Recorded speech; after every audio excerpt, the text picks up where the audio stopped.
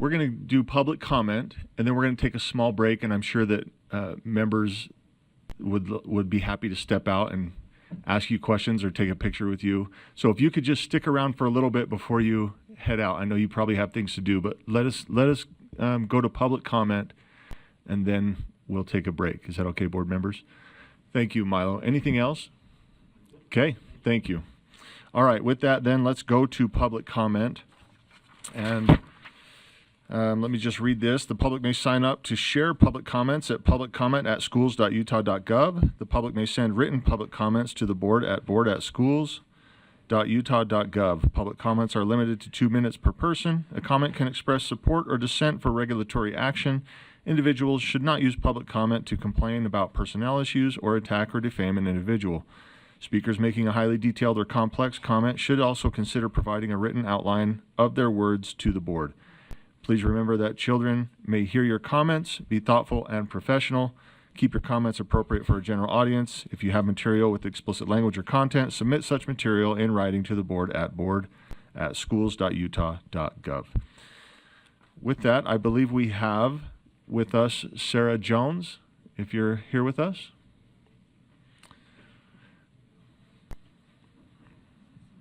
And then after Sarah, we'll invite Carrie Fairholm. Corey, I'm sorry. It is spelled Corey. Thank you.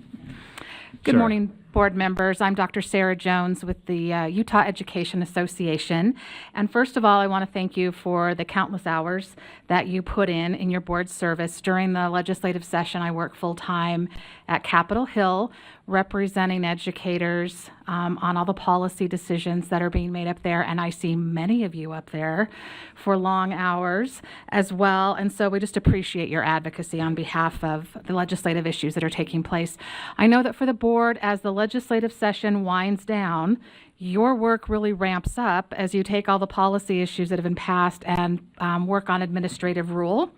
And we appreciate the opportunity as we go forward to provide input on that administrative rule process and engaging with you in the policy discussions and partnering with you as you decide how to implement these important legislative priorities. So just thank you again for your service. Thanks. Thank you, Sarah. Corey? Good morning. I'm Corey Fairholm, Utah PTA president. And guess what? We've made it to the last week of the legislative session. Woohoo! Utah PTA has taken positions on bills affecting children, and also this week, Utah PTA delegation attended the National PTA LegCon, where we were able to meet with our federal legislators advocating for our children on the federal level. And we are all here today because we care about our children, about their education, their safety, and their future.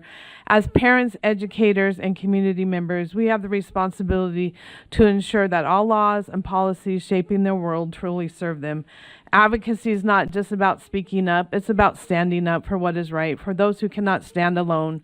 Without advocacy, vulnerable people cannot be heard. They cannot be supported, protected, or defended, and their rights will be lost.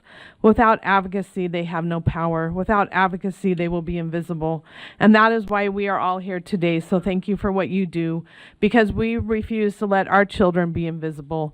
We refuse to let decisions be made without their best interest at heart. When we come together, when we raise our voices as one, we become a force that cannot be ignored. One of the most powerful ways we can advocate for our children is by building and maintaining strong family school partnerships.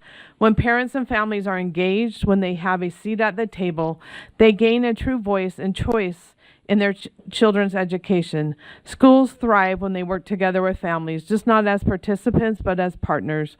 Our collective action matters. Together through advocacy and strong family partnerships, strong family school partnerships, we can ensure that every law, every decision, every policy reflects the needs of our children because they deserve it. So thank you for what you do and for the time that you put into making sure our children have the best education and future.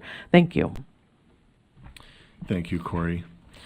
We will go to Tanner Bowman on Zoom. And just as a point of reference, board members, you have in front of you a document from Tanner. So Tanner, are you with us? I'm here. Okay, you've got 2 minutes. Go ahead. Thank you. So I am Dr. Tanner Bowman. I have been a computer science teacher at American Fork High School for the last 8 years. I recently had an idea for a new class that I wanted to teach that encompasses the Utah State Board of Education personalized competency-based learning framework that you've published. This class was approved by my school and the district on the condition that I received the necessary endorsements for the class. And then upon some study, I realized I needed the cybersecurity endorsement to teach this class. The document provided to you outlines my very frustrating experience to try and get that endorsement that I was qualified for, but was not awarded at the start. I had to kind of fight for it. That was very frustrating. I invite you to read that document. Rather than focus on that, I want to talk more about the larger issue that I feel that this highlighted, which is a problem that I have with the amount of red tape being applied to education, to public schools. I want to do new, innovative, cool things in my classroom, but I constantly run into this red tape that slows me down or sometimes just makes me give up altogether because it's not worth fighting for it sometimes. And I think the voucher bill highlights this very well. We have the UFA program where students can get up to $8,000 reimbursed every year, and that money has no oversight, no accountability, no background checks, no licensing requirements at all. But when I want to do something cool in my classroom, I have to just go through a mile of red tape to get there. So my request to the board is to let us compete, let public schools compete, remove some of this red tape we have to deal with so that we can compete with the voucher programs. So that's my message. Thank you.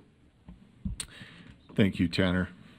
And with that, we'll close public comment, and board members, we will take a 7-minute break. Thank you.